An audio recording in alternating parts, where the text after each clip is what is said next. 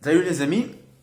Je reviens vers vous suite à l'actualité. Je pense que vous le savez tous ce qui se passe en Libye, c'est-à-dire que euh, de nombreux migrants qui sont en passage en Libye pour venir en Europe se retrouvent mis aux enchères comme il y a quelques siècles avec les Noirs pour être réduits en état d'esclavage. Donc nous sommes en 2017. Je sais que beaucoup découvrent ce phénomène, mais ce n'est pas un phénomène qui date d'aujourd'hui.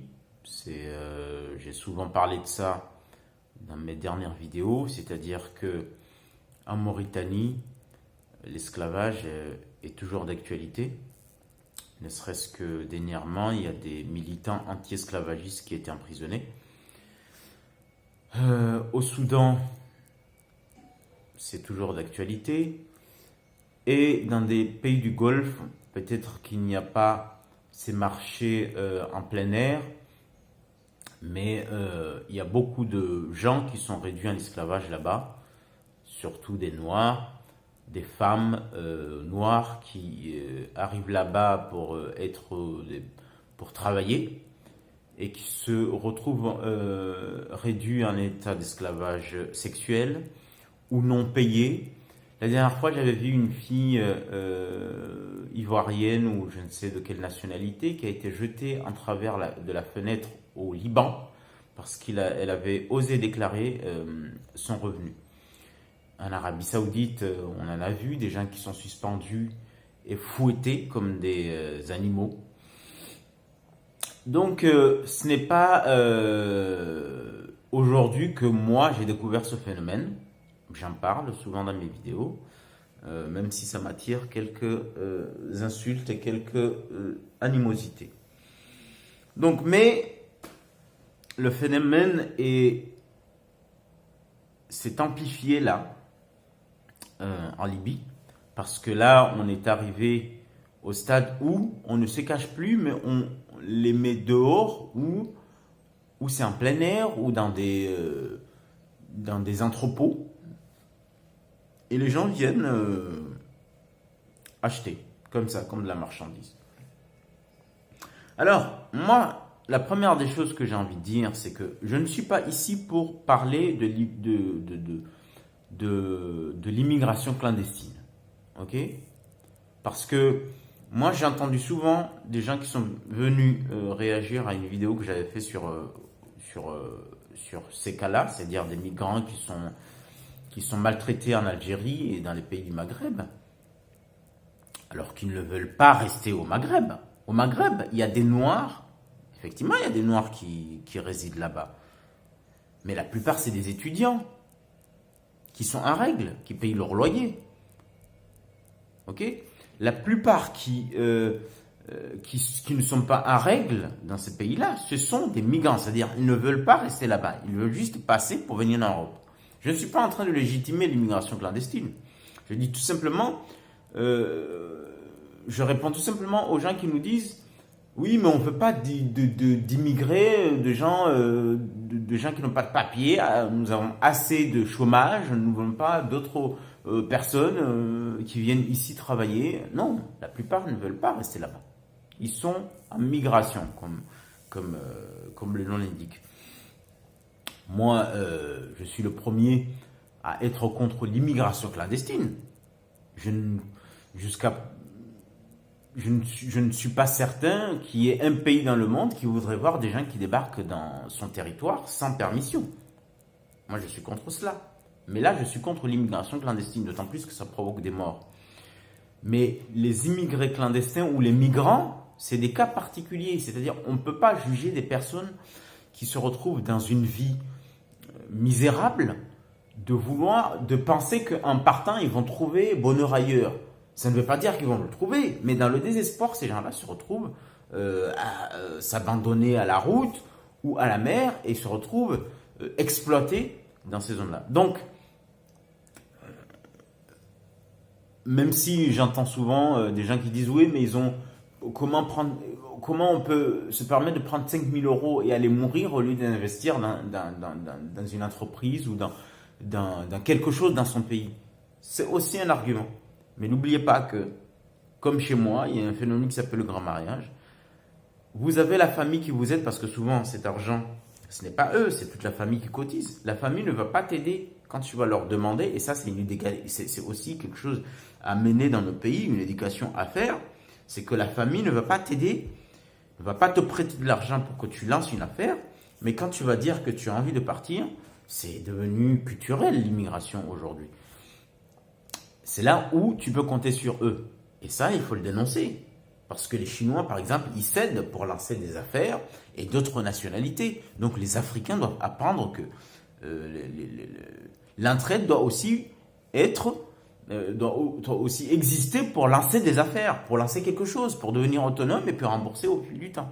Mais pas juste pour voyager, par exemple. Il y a les tontines, mais les tontines, c'est personnel. Mais l'aide comme ça pour partir, c'est souvent la famille qui se cotise.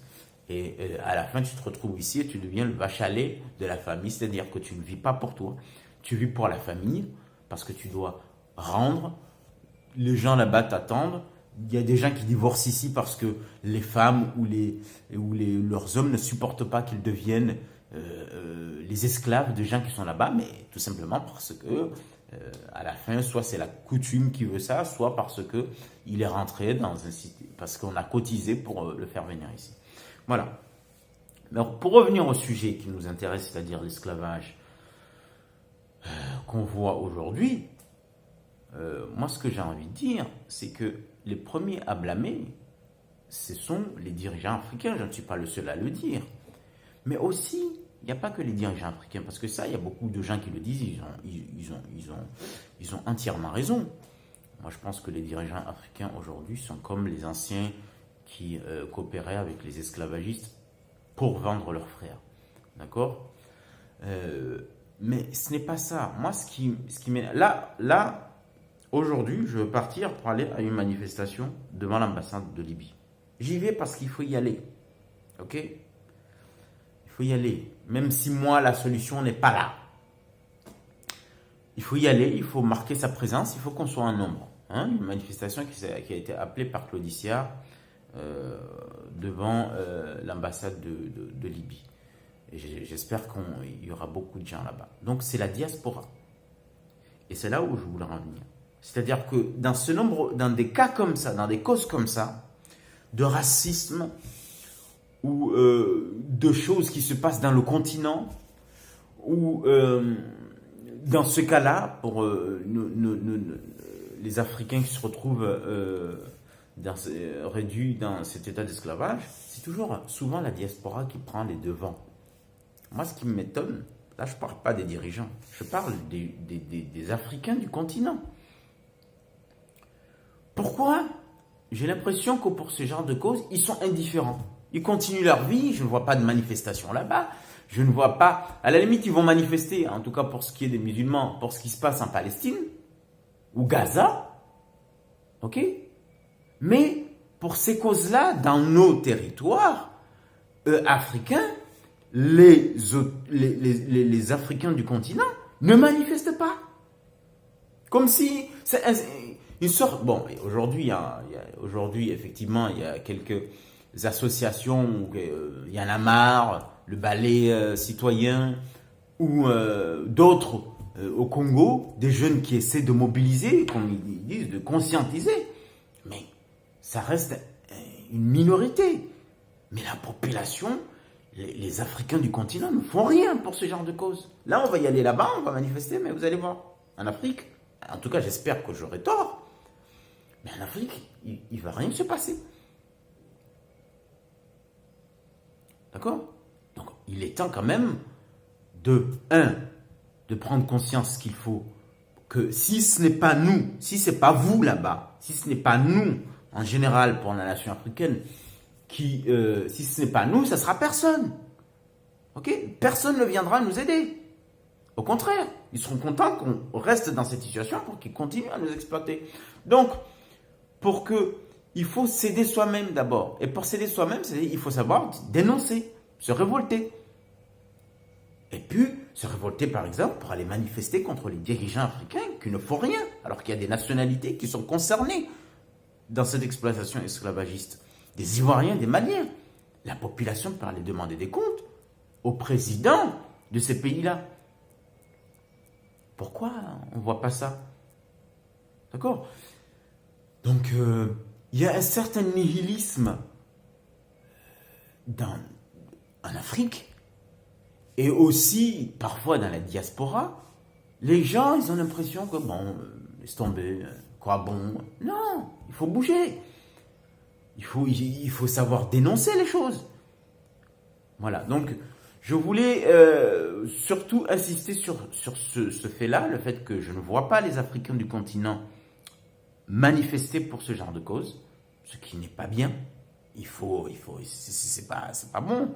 Il n'y a que la diaspora qu'on voit souvent serait mieux pour ce genre de cause. Il n'y a pas que pour des cas de racisme ici dans la diaspora. Il y a la diaspora aussi agit quand il voit des choses qui se passent dans le continent. Essaie de bouger ici, mais force est de constater que rares sont les occasions où on voit les Africains du continent sortir pour manifester. En tout cas, j'en vois, mais très rarement. En tout cas, je les encourage à sortir. La deuxième chose que je voulais aborder sur ce cas-là, c'est ce racisme arabe. D'accord? Ce racisme arabe. Alors, il y a deux choses. D'abord, je commençais par le fait que beaucoup de gens me disent « Oui, mais tous les Arabes ne sont pas racistes. » Alors, on me dit « Mais les Maghrébins ne sont pas arabes. » Ouais, ok, les Maghrébins ne sont pas arabes. Mais ils sont arabisés. Beaucoup s'identifient à la nation arabe. D'accord? Peut-être ils ne sont pas nés arabes, mais aujourd'hui, la plupart s'identifient, bon, la plupart, il y a beaucoup qui s'identifient à la nation arabe. Ok? Voilà. Donc, en tout cas, rares sont qui s'identifient à la nation africaine. D'accord? Je parle de nation africaine dans le sens où, moi aujourd'hui, je pense qu'il y a beaucoup d'Afrique. L'Afrique, un Éthiopien n'est pas pareil qu'un Comorien, un Sud-Africain n'est pas pareil qu'un Guinéen. Mais nous formons une nation, ne serait-ce que dans le fait que nous partageons un passé commun, une histoire commune d'esclavage, de colonisation. Ok? Aujourd'hui, nous partageons un présent commun de néocolonialisme. Ok? Nous subissons des injustices liées à quelque chose que nous partageons en commun, la couleur noire. Ok? Et peut-être il y a une base culturelle, même si là, je ne suis pas entièrement d'accord, mais je rejoindrai Cheikh Anta Diop dans l'unicité culturelle, en tout cas, qu'on retrouve dans ce qu'il a détaillé dans la matrilinéarité. D'accord? Mais, comme dirait Marie Scondé, aujourd'hui, il y a plusieurs Afriques. Hein, parce que souvent, nous-mêmes, on aime bien dire nous les Africains, on est pareil. On n'est pas pareil du tout. Mais nous formons une nation par rapport à ce que je viens de dire. D'accord? En tout cas, ça, c'est la réalité qui le dit aujourd'hui. Et là-dessus, je rejoins Marie Scondé. Il n'y a pas qu'une seule Afrique, il y a plusieurs Afriques. Ok? Mais nous pouvons dire que nous formons une seule et unique nation, avec la diaspora, avec ceux qui sont dans le pays, parce que nous partageons une histoire commune et nous vivons un présent commun. Voilà. Et la plupart des Africains et la diaspora s'identifient à cette nation-là, ce qui n'est pas le cas de ceux qui s'identifient comme arabes. Les Maghrébins ne s'identifient pas comme africains. Pas du tout. Et il y a un racisme culturel et historique. Cela ne veut pas dire que tous les Maghrébins ou tous les Arabes sont racistes. Mais il y a un racisme culturel et historique de l'Arabe ou du Maghrébin arabisé vis-à-vis du Kalouche. Voilà. Donc, moi, ceux qui sont venus me raconter des histoires, voilà, la réalité est là. La réalité est là. Voilà, ça se passe pas en Suède, ce racisme primaire, ça se passe en Libye. Voilà, je dis pas qu'en Suède il n'y a pas de racisme, mais ce racisme primaire là, c'est pas possible. C'est pas possible. Donc à un moment donné, il faut dénoncer ce qui se passe en Occident, mais il faut dire ce qui se passe dans ces pays, dans l'Arabie, si j'ose dire. Il y a un racisme primaire. Et le problème, c'est que je n'entends pas tous ces militants antiracisme, arabes, les Horia Bouteldia et tout ça pour dénoncer ce qui se passe dans leur pays d'origine là-bas. Je ne les entends pas.